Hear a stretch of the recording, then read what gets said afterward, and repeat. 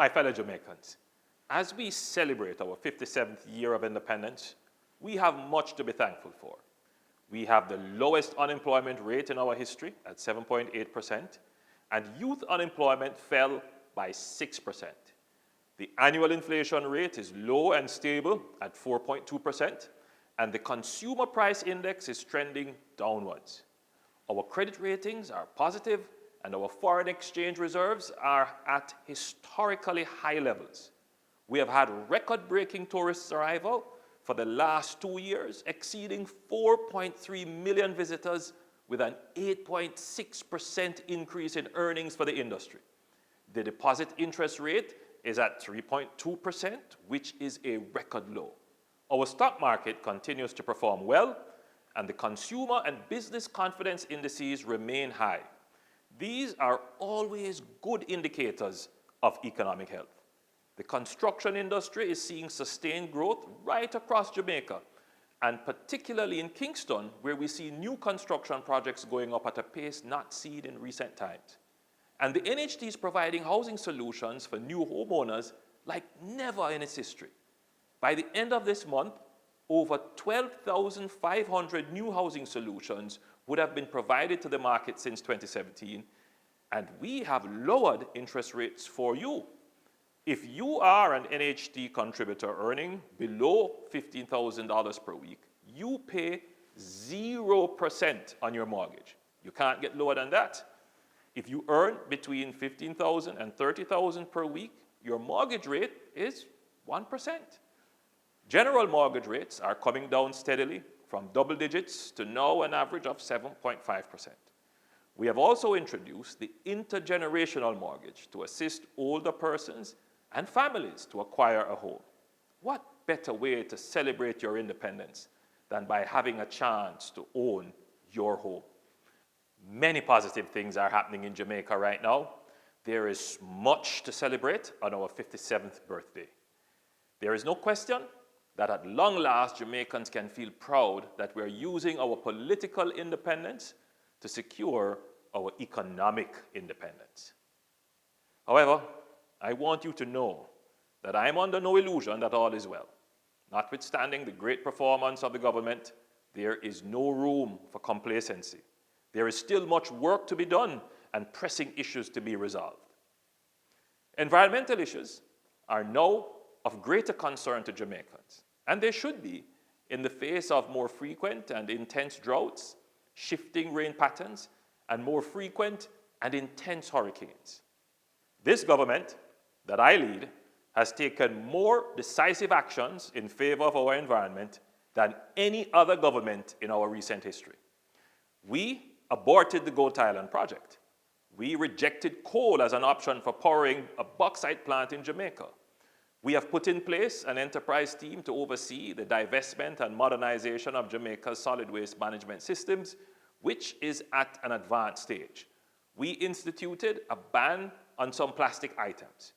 We will shortly launch a deposit refund scheme for plastic bottles. Early in my term, I signed an order prohibiting clearing and slash and burn in watershed areas. We have undertaken several watershed rehabilitation projects, including the Yallas Hope watershed funded by the IDB. We are now in stakeholder consultations to declare certain areas in Black River protected areas. Shortly, I will announce a massive tree planting program right across Jamaica. And most importantly, we have settled the boundaries of the cockpit country, which was unresolved for decades.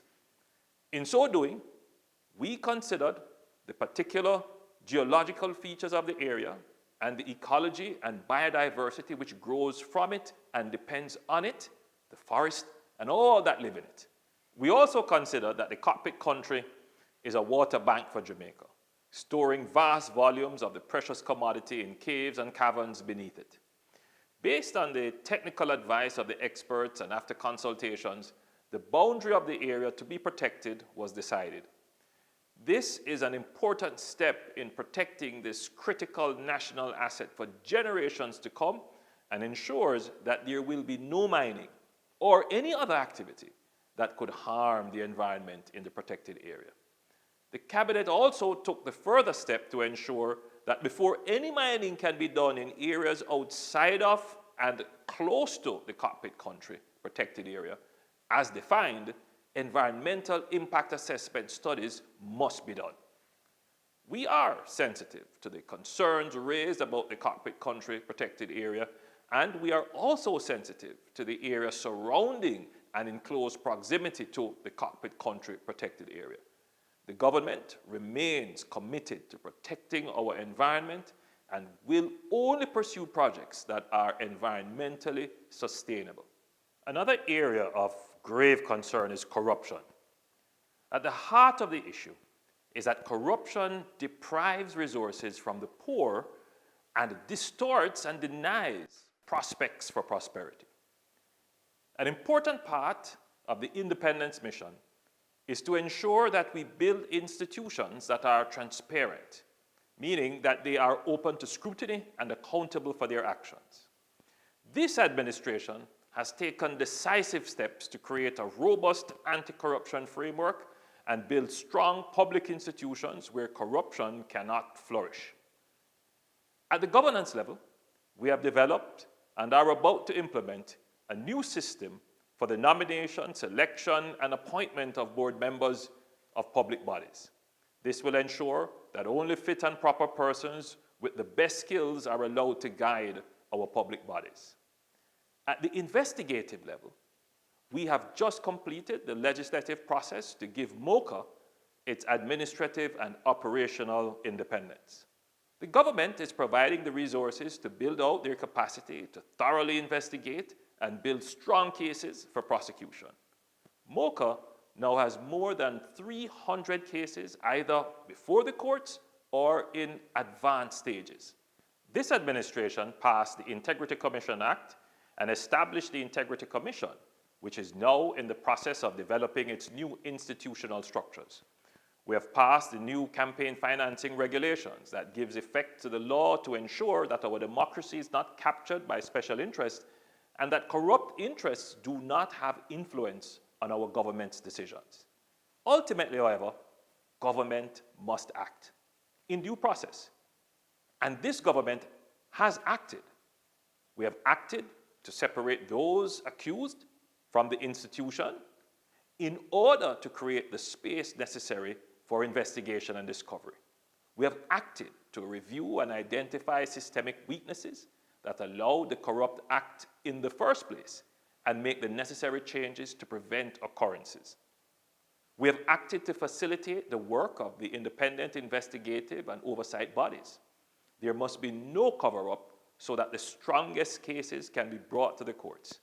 And we have acted to build a culture of enforcement of the law. The anti-corruption framework established is still in its early stages and will definitely require more time and resources to become more effective. However, it is working. I'm confident that with the anti-corruption framework we have created and the institutions we have built to implement it, Jamaica will see appreciable improvement not only in the perception of corruption, but in the deterrence of corruption and the detection, investigation, and prosecution of corrupt acts. At 57, we are still a young nation. The future is looking bright. We have achieved much, but there is still much more to be done. Hardships there are, but the land is green, and the sun shineth upon us as one nation, one people, under God, increasing in beauty, fellowship, and prosperity. Happy Independence Day, Jamaica.